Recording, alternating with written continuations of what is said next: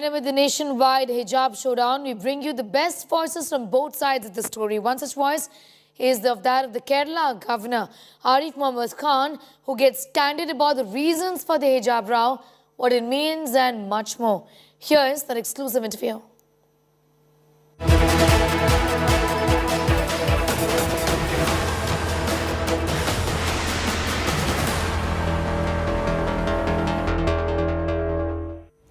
Thousands of burqa-clad women took to the streets demanding the right to wear a hijab at a time when courts are deliberating whether hijab is intrinsic to Islam in context of 6 Muslim students insisting on wearing a hijab to class at a pre-university college in Karnataka.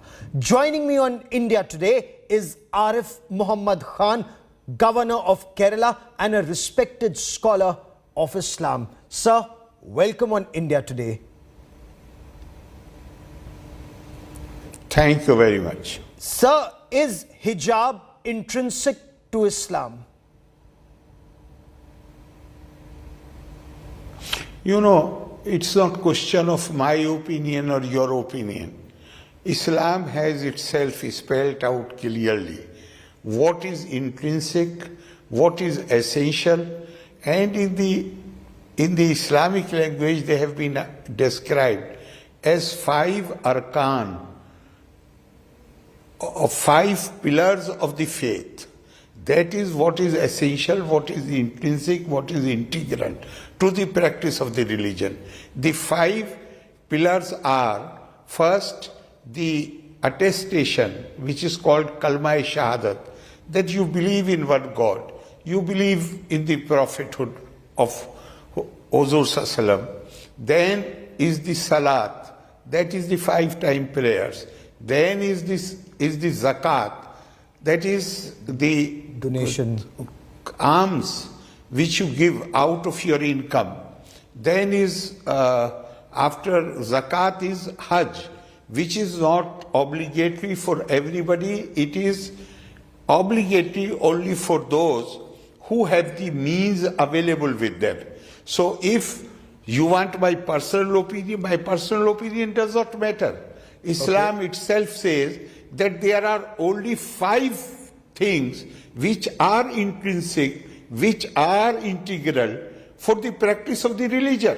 Fair enough.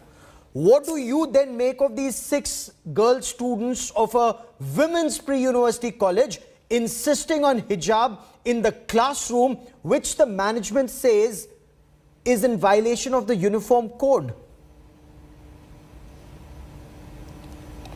No, the basic question which comes to my mind, I ask myself, whether at the time when they applied for admission into the college and they signed the form, was this dress code, the regulation was in force or not?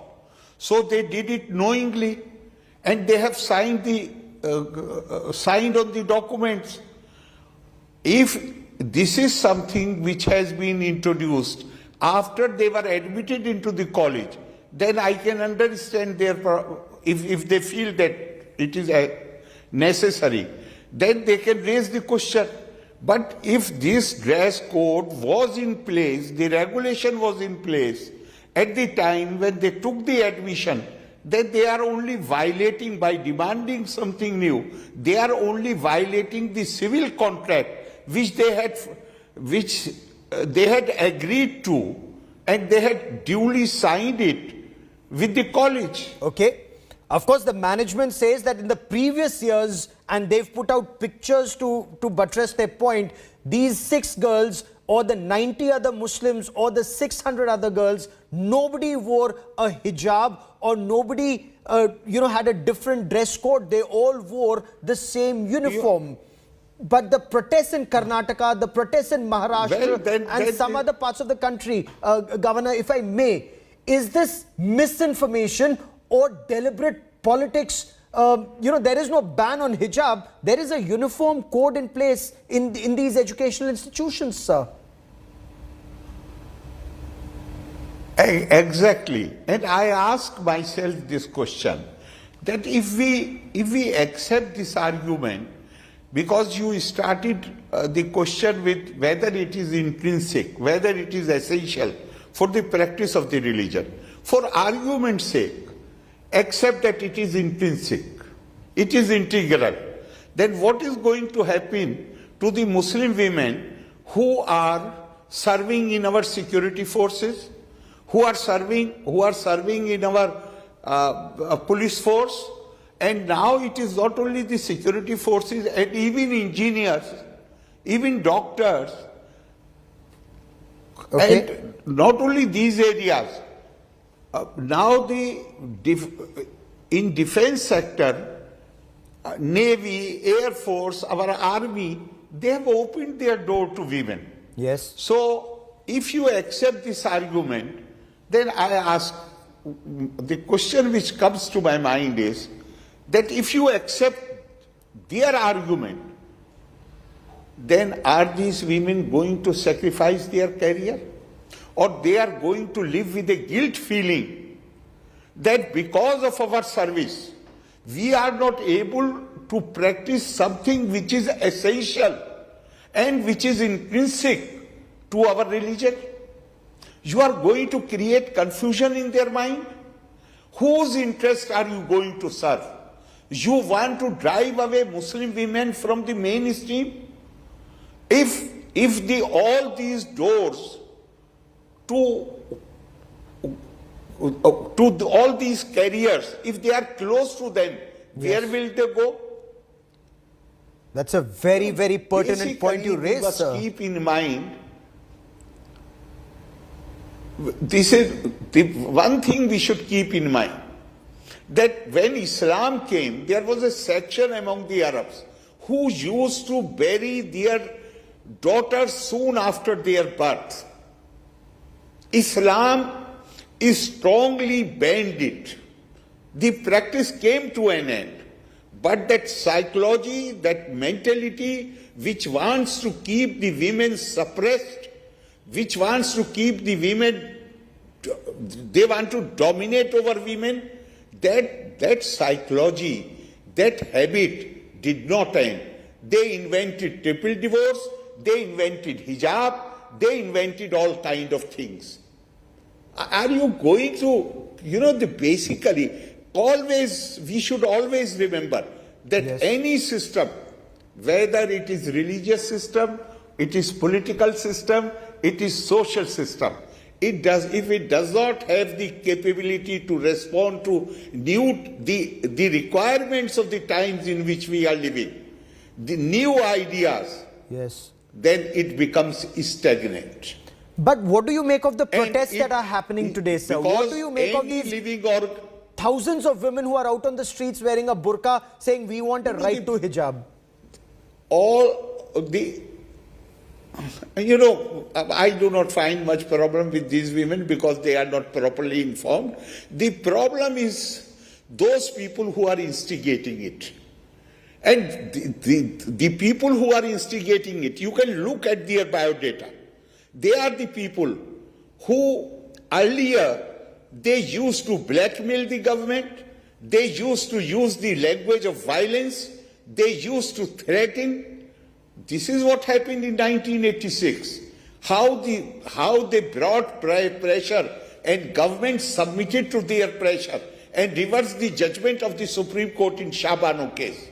Now many of these people who, without having any sanction from the people, they claim to be spokesmen of the community. So who are And these they people? enjoyed Who are so these many elements? comforts,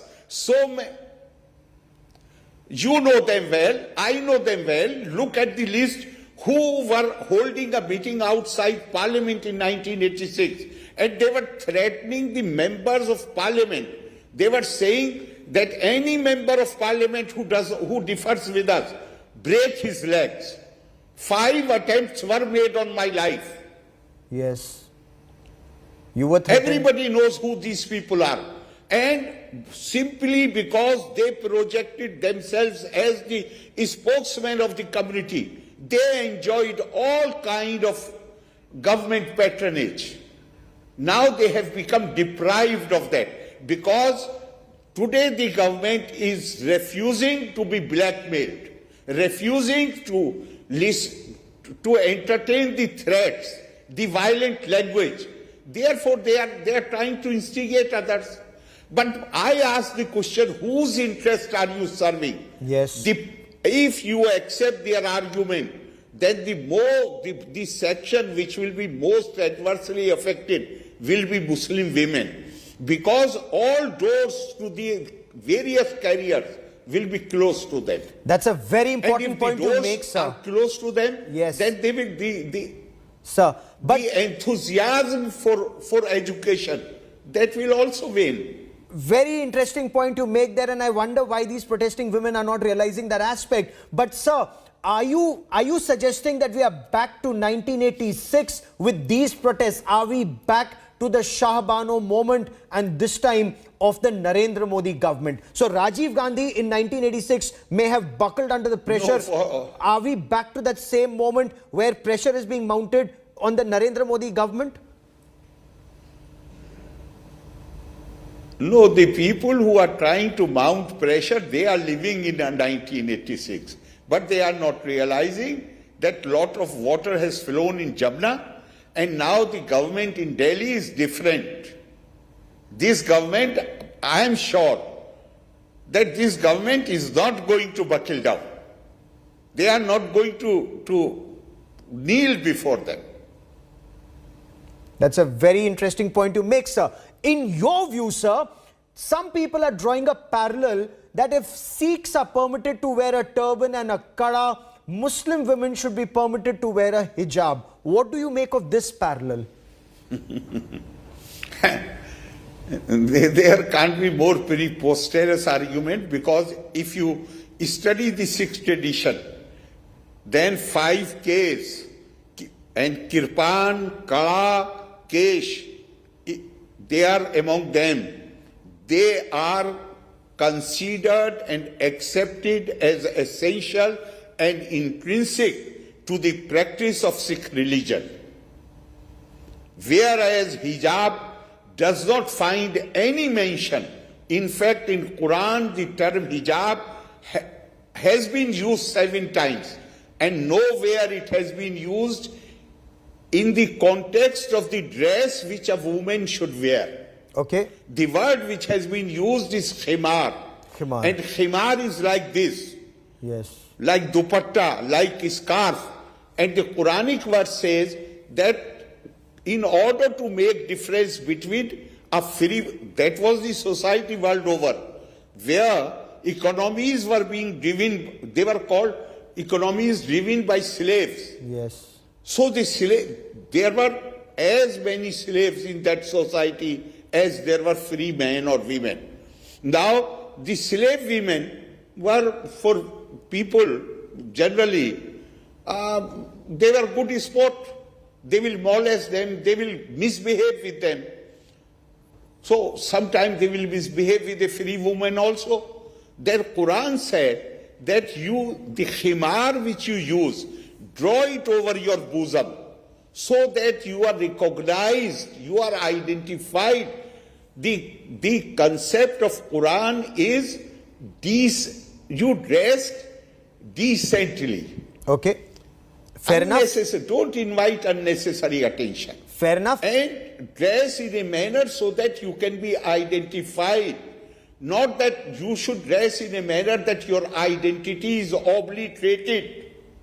Absolutely. So you had walked out. In order to make difference between the free woman and a slave woman. So you had walked out of the Sorry? Rajiv Gandhi cabinet in 1986 when the Rajiv Gandhi government had given in to the All India Muslim Personal Law Board in the Shah Bano case that you were just mentioning. In your appreciation, sir, are those who are instigating these protests today, are they once again taking our country through that Shah Bano moment? That either you stand up for women's rights or you stand up for these elements. In fact, I'm going a step further. First of all, they cannot this country back to 1986 because now there is a different government which does not care for these earlier, the whole, unfortunate, very unfortunate, in our public life, the focus is not on citizen, focus is in block votes. Yes. This government has made its position clear. It won't compromise on that. But my basic question remains, even if we accept your argument, who is going to be really lose? Who is going to be the loser? It will be the Muslim women. And I tell you, for instance, I'll give you just one example. The Muslim IPS women, if this argument is accepted, they are not going to leave their jobs, but they will live with a guilt feeling that they are not able, because of their career, because of their job, they are not able to practice something which they are being told is essential and intrinsic to their religion. Very good point you make there, sir. Confusion in their mind. Sir, help us understand this. Muslim women, they are fighting to take off the hijab, whether it's in Iran or in Afghanistan. And here you have thousands of women in burqas taking to the streets for the right to wear a hijab. Yeah, because they are being used by others, and these are the people who have, now after if you compare today's situation with 1986 or even later years, when the Prime Minister of this country was saying in Vigyan Bhavan that the certain sections of the population, they have the first right on the resources of this country. Yes. And we do not talk about citizens. We always talk about sections and communities. Why? So these people have been discomfited. These people are the losers. They were never, the people of India, any section of them had never elected them, but they were following the legacy of Muslim League. We are the sole spokesman of the community. It is these people who will do everything to embarrass the government, to divide the society, to create problems. How long are we going to remain engaged with this kind of useless non-issues? Sir, absolutely, sir. And now you have a country like Pakistan that wades into this controversy. You have elements like Malala Yousafzai commenting on this while remaining silent on atrocities on minorities in Pakistan and China. Now, do you see this as a wider conspiracy or some kind of a toolkit to create communal fissures in India, sir? If a country like Pakistan tries to dabble into this, then instead of responding to them, they should be treated with the contempt which they deserve. I don't even want to talk about them. Malala may be misinformed. Malala, maybe she does not have the full information. Possibly she does not realize that if this argument is accepted, then it will be the Muslim women who will be the losers, who will suffer most. True, sir. Sir, from Ladakh to Lakshadweep, from Gujarat to Arunachal Pradesh, you're the governor of Kerala. In your view, is there a ban on hijab or any other outfit anywhere in India, or are some radical organizations and political parties trying to exploit this issue for their personal gains and perhaps, God forbid, may cause harm to the nation? There is no ban on any dress. You are free to wear anything. But when you join an organization, you join an educational institution, you join some you join some profession, then there is certain discipline, there is certain dress code. There are many schools who do not have any dress code. These girls, nobody can compel them to continue here. They can go to any such a school. But the schools and colleges which maintain certain standards, they have these kind of regulations. At the time of admission, these regulations were there. Yes. You have signed an agreement with them when you applied for the admission and you signed your form. You have entered into an agreement. How can you violate the agreement unilaterally? And as an elder, as a statesman, what would your advice to the protesting students and to other protesters be, Governor? Please don't be instigated by the outsiders. You must concentrate on your studies.